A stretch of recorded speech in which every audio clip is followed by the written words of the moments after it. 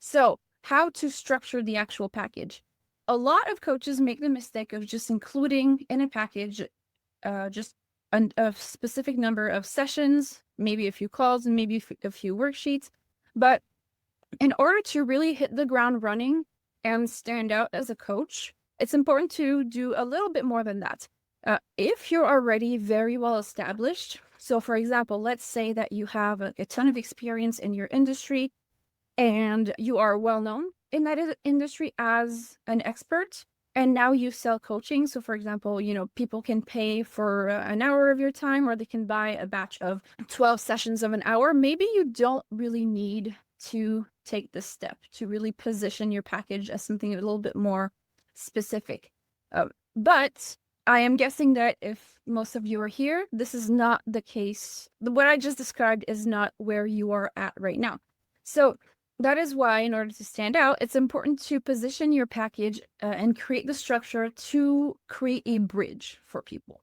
And so this bridge is going to, that comes up a lot throughout this month.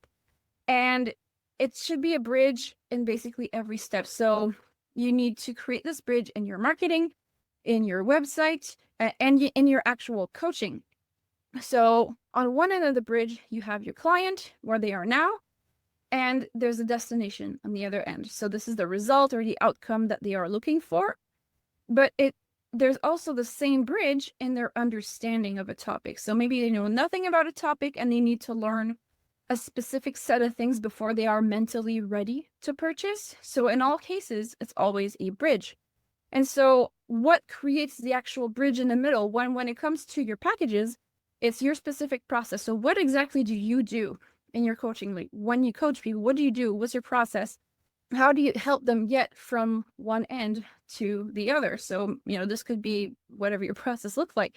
So whether that is a specific series of questions or worksheets or exercises, resources, accountability between sessions, etc.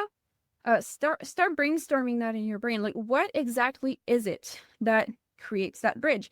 And depending on the type of thinker that you are, it can help to really draw the bridge. So you can take out a piece of paper or do it on your computer, whatever helps you best, and really draw that. You can draw your client on one end, the client on the other end, and then here in the middle, you can draw the bridge and try to describe, okay, what is it do I do in my coaching in order to get them from here to there?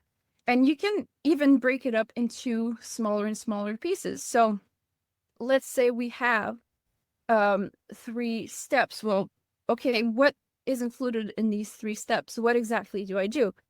And so, of course, we're not going to write all of that down in your website.